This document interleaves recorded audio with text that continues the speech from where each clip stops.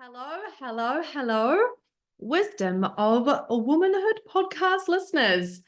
It is only myself today, Miss Showy Moon, because our beautiful Pippa is getting some well-needed rest while she is in her last couple of weeks. I am so excited to meet this beautiful boy that is on the way.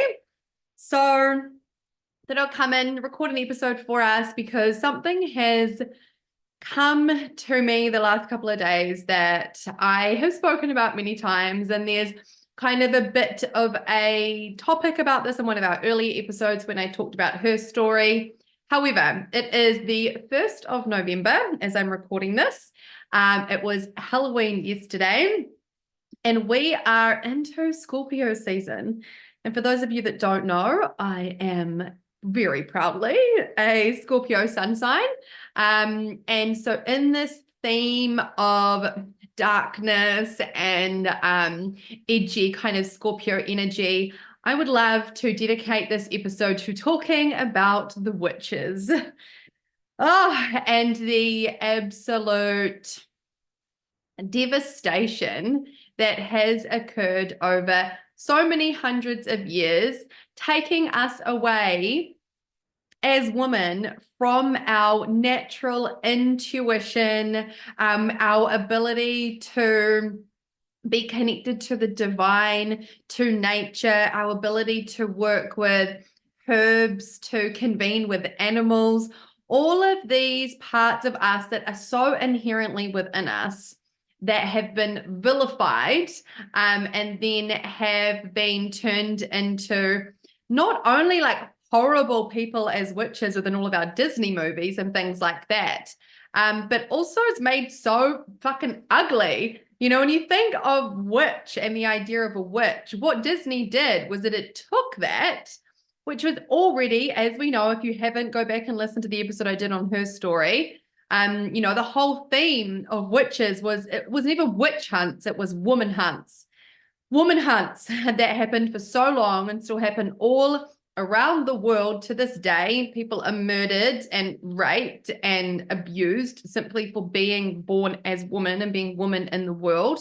I've seen horrible things coming up around the world, around countries where women not only can't show their faces, but can't use their voices. And what this tells me and tells the world so clearly is that people are fucking afraid of us as women. So afraid of the power of the woman that they are attempting to silence us. They are attempting to blind us and take our faces away from the world, take our bodies away from the world.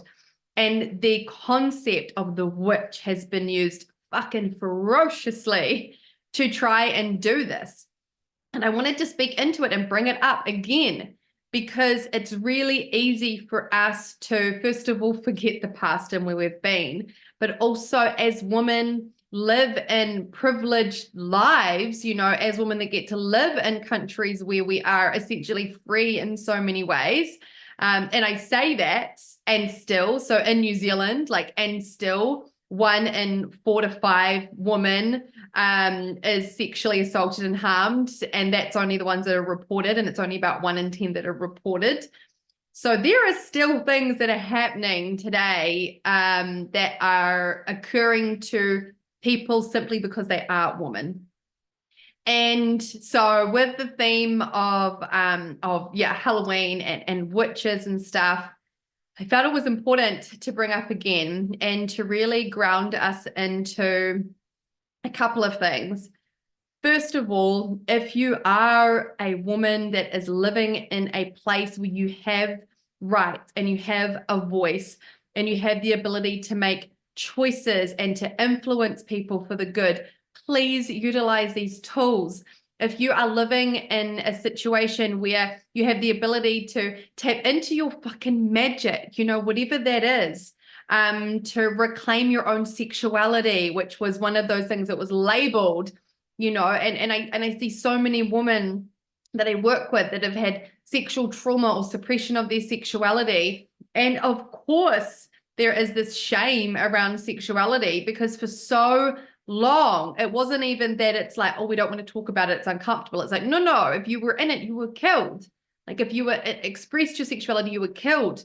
And so it's remembering that we are at a time where we're really uncovering and moving through so many layers of suppression for us as women because of the threat of death, or of our children's death, or of our sister's death. And so if we come back to this, if we have the opportunity, I'm calling all of us out to come more into ourselves, into our intuition, into our own magic, into our own authentic expression, using our voices in the world to help free other women who are not freed. You know, there are so many women that are not freed right now. If we can just individually tune into, what can I do? What can I do in whatever my spectrum of liberation is in this moment right now? What can I do to not only free myself more, to also help free other women? Okay?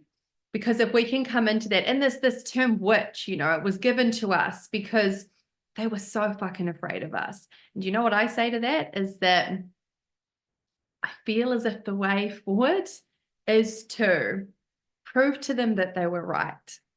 Prove to them that they were right to ever be afraid of us, because we are here to change the systems, because the systems are broken. And when I say they, this is the powers that be. This is not men. This is not anyone in particular. This is the systems that are here to suppress us and to silence us and belittle us. If we truly, like, it lights me up, it turns me on thinking about a world where all women are in their magic, in their essence, in their flow, in their authenticity.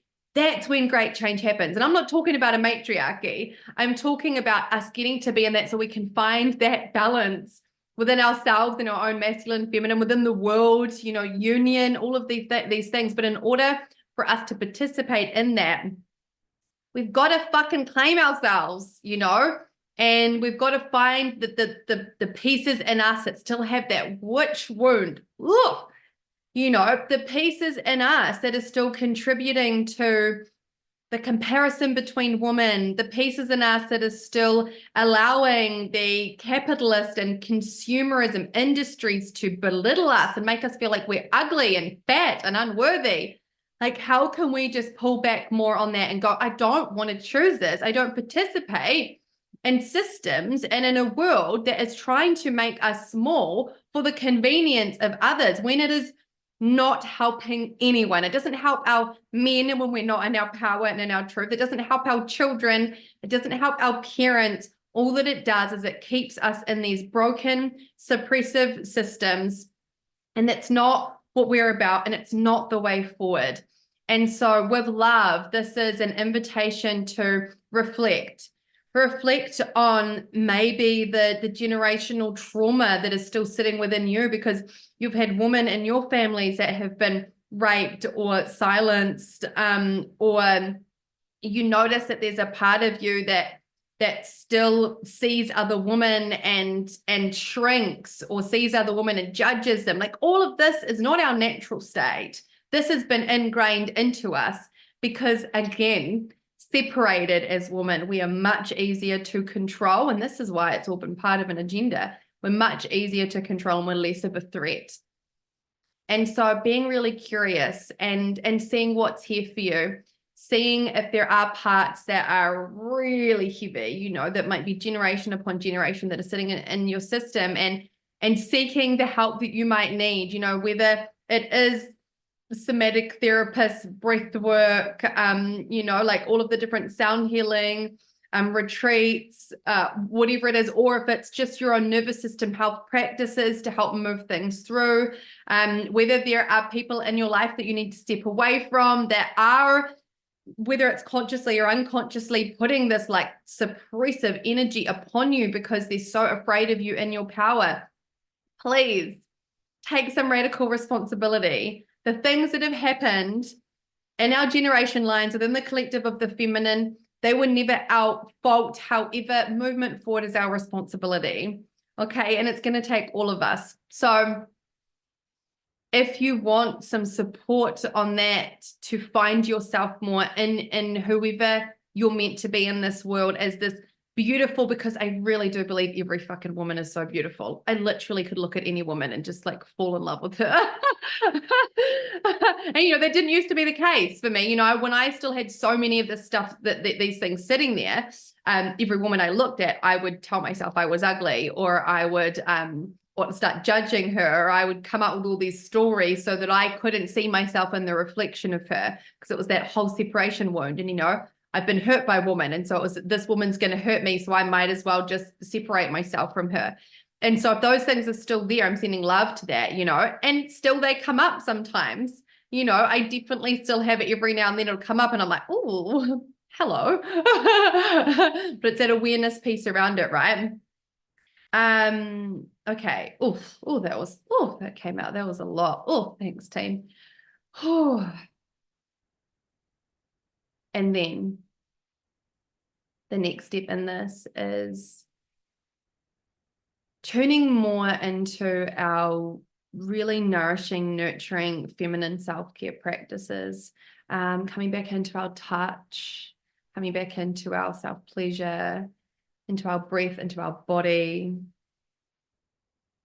into exploring ourselves, tuning into meditation, spending time with nature, grounding into the earth, Papatu Nuku, you know, Earth Mother, who is such a reflection of us, like spending time there with her, so that we can spark the fucking witches in all of us. I claim the term witch. And do you know what? Actually, funny story. When I was a child, my neighbor used to tell my parents that I was a witch because I've got very dark brown eyes. And when I was younger, they were even darker. And it looked like I didn't even really have pupils. They were so dark.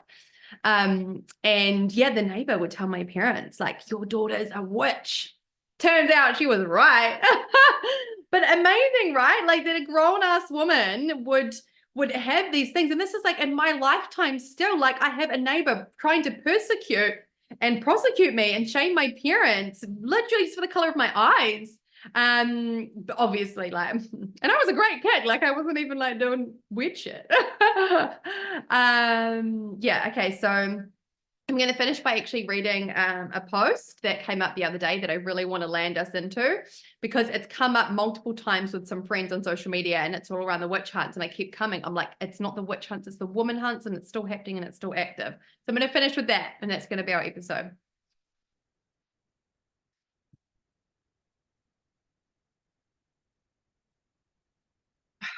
Ooh, I've got shivers up my spine. And heading into Scorpio season as well.